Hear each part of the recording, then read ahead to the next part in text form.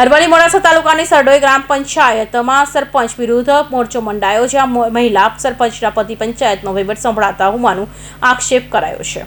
સરપંચ ગામના રહેવાના બદલે અમદાવાદમાં રહેતા હોવાનો આક્ષેપ સાથે અરવલ્લી મોડાસા તાલુકાની સરડોઈ ગ્રામ પંચાયતના સરપંચ વિરુદ્ધ મોરચો મંડાયો છે।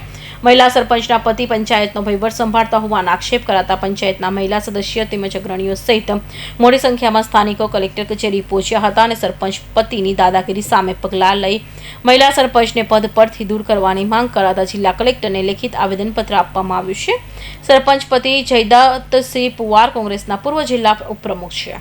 સૌપ્રથમ તો આપના મીડિયાના માધ્યમથી જે દર્શકો જોઈ રહ્યા છે એમને મારા જય માતાજી, નમસ્કાર।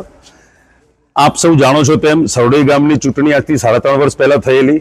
આજ મારા ગામના મતદારો છે જેમણે આશીર્વાદ આપ્યો છે। અહીંયા આપ જુઓ કે ગામના દરેક સમાજના નાગરિકો અહીંયા સાથે છે। એ સિવાયના બાકીના જે ઘરે છે કે પોતાના કામના લીધે અહીંયા આવ્યા નથી, એમના બધાની સહી સાથેનું આવેદનપત્ર હું લઈને આવ્યો છું। સરપંચ શ્રી, એમની આખી બોડી, ડેપ્યુટી સરપંચ શ્રી અમૃતભાઈ વણકર અહીંયા મારી સાથે છે, સદસ્યો અહીંયા મારી સાથે છે અને બાકીના સદસ્યો પણ પંચાયતમાં બહુ સક્રિય થઈને કામ કરે જ છે। પણ આપ જાણો છો તેમ રાજકીય અદાવત 3.5 વર્ષ પહેલા એમણે જે ગામને ગેરમાર્ગે દોરી અને ચૂંટણી જીતવાનો પ્રયત્ન કર્યો હતો, એ જ લોકો આજે આવી અને એમને આ પંચાયતની બોડી, મારા ધર્મપત્ની કે જે સરપંચ છે અને એમની સાથે આખી બોડી જે સુંદર રીતે કામ કરે છે, એ કામ ગામના વિકાસના તમામ કામ થઈ રહ્યા છે। પણ એમને એવું છે કે આ કામ થાય, સરપંચશ્રીનું નામ થાય કે સાથે મારું નામ થાય, એનો વિરોધ છે। દુખે છે પેટ અને કૂટે છે માથું, ગામ જાણે છે। અને ગામમાં આપ જઈને, હું તો મીડિયાને પણ વિનંતી કરું છું, મીડિયાના મિત્રોને વિનંતી કરું છું કે આપ પણ ત્યાં જઈ અને ત્યાં જુઓ કે કેટલા કામ ચાલી રહ્યા છે। ફક્ત ને ફક્ત રાગ દ્વેષ, કોઈ મોટું થઈ જશે, નાનું થઈ જશે, કોઈની લીટી નાની કરવા વગર તમે તમારી લીટી મોટી કરો, મને આનંદ થશે। મારા કરતા સારું કામ કરી શકતા હોય તો આવો, સાથે પંચાયતમાં બેસીને આપણે કામ કરીએ। પણ ના, એમને કામ કરવા નથી। વ્યક્તિગત રીતે કહું કે જે 2-3 જણાએ આગેવાની લીધી હતી, એમાં તો મારા કોંગ્રેસ પક્ષનો પ્રમુખ પણ સાથે હતો અને હું એ પ્રમુખને પણ કહેવાનો છું કે તમે મને પૂછ્યું ક્યારે કે તમે ગામમાં શું કામ કરો છો, શું તકલીફ છે, ક્યારે પૂછ્યા વગર હું પ્રદેશ કક્ષાએ પણ એની રજૂઆત કરવાનો છું। પૂર્વ પ્રમુખ 11 વર્ષ કોંગ્રેસ પક્ષને પણ એમને ખાડામાં લઈ ગયા છે। પ્રમુખ પદ જવાના લીધે એમણે વ્યક્તિગત મારા પરના રોષના લીધે ખોટા બહાના બતાવ્યા છે। રિવોલ્વરની વાત કરે છે, એ મારા સ્વરક્ષણ માટે કલેક્ટર સાહેબે અને સરકારશ્રી આપેલી છે। એ રિવોલ્વરનો ક્યાંય દુરુપયોગ નથી થતો, સ્વરક્ષણ માટે છે। આ બધા લોકો અડધી રાત્રે પણ મારી ઉપર હુમલો કરે એવી મને દહેશત પણ છે। હું એસપી સાહેબને પણ રજૂઆત કરવાનો છું કે આ જ લોકો ખોટે ચિતરી અને મારી સામે કોઈ પણ જાતનું જો જાન લેવા હુમલો કરશે તો હું વહીવટી તંત્રને પણ કહું છું કે મને ડર છે, મને ભય છે કે આ લોકો ગમે ત્યારે મારી ઉપર હુમલો કરી શકે એમ છે। એ મારા સ્વરક્ષણ માટે છે। આ ગામના નાગરિકો આમને રિવોલ્વર ના બતાવી, તમને જ કેમ બતાવી? મેં બતાવી જ નથી। રિવોલ્વર મારા રક્ષણ માટે છે। એટલે એવી ખોટી વાતો અને હમ્મક વાતો કરીને લોકોને અને આખા વિસ્તારને ગેરમાર્ગે દોરવાની વાત છે। દુખે છે પેટ, ફરીથી કહું છું, તકલીફ એ છે કે જયદેવસિંહ કે એમના ધર્મપત્ની કે ગામના નાગરિકોનું સારું ન થાય, એ મોટા ન થઈ જાય, આ રાજકીય કિન્નાખોરી રાખી અને આજે આવેદનપત્ર આપ્યું છે। રાજપૂત સમાજ એટલે એક જ સમાજને જીવવાનો અધિકાર છે? ના, રાજપૂત સમાજના ભાઈઓ પણ છે, અન્ય સમાજના ભાઈઓ પણ છે, દલિત સમાજ છે, ભોઈ સમાજ છે, નાયક સમાજ છે, દરજી સમાજ, બધા સાથે છે, આખું ગામ સાથે છે। તમે 25-30 માણસો આવી અને ખોટી રજૂઆતો કરો, આ રજૂઆતો કરવાથી સચ્ચાઈ ક્યારે ડગવાની નથી। જય માતાજી। હવે અત્યારે આ જે બધું ચાલી રહ્યું છે, જે સમાજને છૂટું પાડવાનું કામ થઈ રહ્યું છે, પંચાયતનું કામ અને બધું કમ્પ્લીટ સરસ રીતે ચાલે છે, ત્યારે આ સમાજના જ લોકો આ બધું કરી રહ્યા છે અને બધા સમાજના લોકોને છૂટું પાડવાનું કામ કરી રહ્યા છે।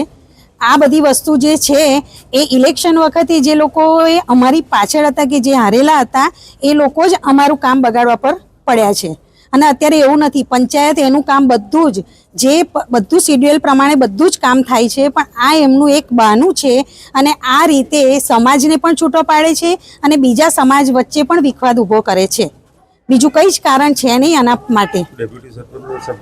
અને ડેપ્યુટી સરપંચ અને સભ્યો બધા અમારી સાથે જ છે અને બધા જ જે પણ કામનો આદેશ આપે છે એ બધા કામ એ પ્રમાણે કામ કરે જ છે। એટલે બધાને જ ખબર છે કે આ રીતે કામ કરવાનું છે, પણ આ એક લોકોએ બહાનું બનાવ્યું છે અને આ રીતે બધાને છૂટા પાડવાનું એ લોકો કાવતરું કરી રહ્યા છે। અને અને અત્યારે બધા જ સમાજના સભ્યો બધા મારી સાથે છે અને હું એ જે ખુરશી પર બેઠી છું એ ખુરશી પર મારા સમાજને પકડીને નથી બેસી રહેવાનું, મારે મારા બધા સમાજને જોવો પડે છે. એટલે મારે બધા સમાજનું ધ્યાન રાખવું પડે, એટલે એક જ સમાજને વળગીને મારાથી બેસી ના રહેવાય. જય માતાજી. હા, જયદેવસિંહ જ્યાંથી ચૂંટાણા સરપંચ પંચાયતમાં આવ્યા છે એ દિવસ પર ઘોડો નીકળ્યો એ હું એક્સ PNB મેનેજર છું, સરડોઈનો વતની છું. હવે એ એમના વાઇફ છૂટાયા એ દિવસે ગામમાં આવ્યા છે, એ પછી મિટિંગમાં બી હાજર નથી રહેતા અને વહીવટ આ જયદેવસિંહ પોતે કરે છે અને એના પાસે લુખા તત્વો બહુ છે અને જે કોઈ રજૂઆત કરે તો એને સેઠી ધમકીથી જ વાત કરે છે. એવા ઇન્સિડન્ટો 2-3 બી બની ગયા છે, એક જીવનપુર બી બનેલો છે, આ લીઝની ગાડીઓ પાસેથી બી પૈસા ઉઘરાવે છે, એવા આ બધા 2 નંબરી કામ કરે છે. એટલે બિલકુલ અમારા ગામ માટે એ શરમજનક બાબત છે. એટલે થાકીને મેં કલેક્ટર સાહેબને આ રજૂઆત કરી છે અને બધી કોપીઓ અમે એટેચ કરી છે. આગળ જે અમારી માંગણી શું છે? અમારી માગણી મેઇન એમ છે કે સરપંચ પદેથી દૂર કરવો એને, કારણ કે પોતે સરપંચની એમની વાઇફ તો હાજર રહેતા જ નથી, વહીવટ એ કરે છે અને એ શક્ય જ નથી. કેમ આટલું બધું સહન કરવું પડે આટલા વર્ષ? સહન તો કરવું પડે ને, એ તો થાકીને થાય આ બધું. અમારા અંદર સંબંધી બી હોય આ તો, પણ છેવટે અતિશક્તિ થાય એટલે કંઈક રજૂઆત તો કરવી પડે. ગામ તો જો ચોમાસામાં પાણીના નિકાલ માટેની માગણીઓ હોય, બરાબર, લાઇટનો ઝાડ વધી ગયા હોય, કપાવો આ તે કંઈ જ કરતો નથી. એમાં રોડ રસ્તા કંઈ નથી કરતા. શકુંતલાબા હરેન્દ્રસિંહ પુવાર, જયદતસિંહના પત્ની સરપંચ છે. એ કોઈ દિવસ હાજર રહેતા નથી. જે દિવસે ચૂંટાઈના એ દિવસે રાત્રે જ ખાલી અમે એમને જોયા હતા, ત્યાર પછી કોઈ દિવસ જોયા નથી. એમને સરપંચની ખુરશી બી નથી જોઈ. ખોટી દાદાગીરી કરવાની, આવડા નાના છોકરા જતા એમના રસ્તામાં બીવડાવવાના, અને પછી એટલે માટે છોકરા સ્કૂલ બી નથી જતા કે અમને ધામધમકી આપે છે એમ કરીને. રાજપૂત સમાજના બૈરા અમારે કોઈ દિવસ નીકળતા નથી. આ પહેલી વાર અમે આવ્યા. એટલો બધો ગામમાં ત્રાસ વધી ગયો છે એમનો. ગમે તે કરીને એમના સરપંચ પદેથી દૂર કરવા જોઈએ. બસ અમારી એક જ માગ છે, નહીંતર પોતે હાજર રહે. પૈસા સિવાય કોઈ કામ થતું નથી. કોઈ શાકવાળો આવે એના જોડેથી બી 500 રૂપિયા લેવાના, એના 500 રૂપિયા તો કમાવાના હોય અને 500 રૂપિયા શાકવાળા જોડેથી લેવાના હોય તો ના ચાલે, એવી લેવાય ને. બસ આજે અમારી માગ છે. બેન રાવલ છે, હું પંચાયતની સદસ્ય છું અને આવેદનપત્ર કલેક્ટર સાહેબને આપવા આવ્યા છીએ. કેમ કે સરપંચ હાજર રહેતા નથી, ગામની પ્રજા બહુ હેરાન થઈ ગઈ છે. બીજી વાત એ છે કે એના ઘરવાળા વહીવટ કરે છે તો દાદાગીરી બતાવે છે, ગામની લોકોને હેરાન કરે છે, પ્રજા બહુ હેરાન થઈ ગઈ છે. એ માટે અમે બધા આવ્યા છીએ. કેવી તકલીફ પડે છે? તકલીફ એવી પડે છે દાદાગીરી કરવાની. આ કોઈ કામ હોય તો ના કરવાનું, લાઇટ કરો તો નહીં થાય, પાણી કરો તો નહીં થાય, એ બધી દાદાગીરી કરી છે સાહેબ. એનો ભાઈબંધો એવા જવાબ આપું છે આપણને કે એમ કે તમે આ ખોટું કરો છો, અમારા દોસ્તારો છું, તમને બધાને જોઈ લેશું, એવા સરોણ દાદાગીરી બતાવી છે સાહેબ. કલેક્ટરમાં શું રજૂઆત કરી છે આજે? કલેક્ટરમાં એ રજૂઆત કરી સાહેબ કે અમારા આવેદનપત્રક આપવું છે, સરપંચ બેન હાજર રહેતો નથી. અમે જ્યારે બેઠા સીટ ઉપર ત્યારે જ અમે જોયો છે, ત્યાર પછી અમારી ગ્રામ સભામાં હાજર નથી અને અત્યાર સુધી જોયો નથી.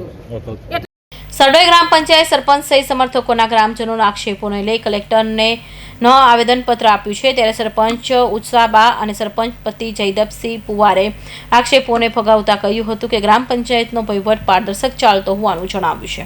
હિતેન્દ્ર પટેલ, અરવાલી.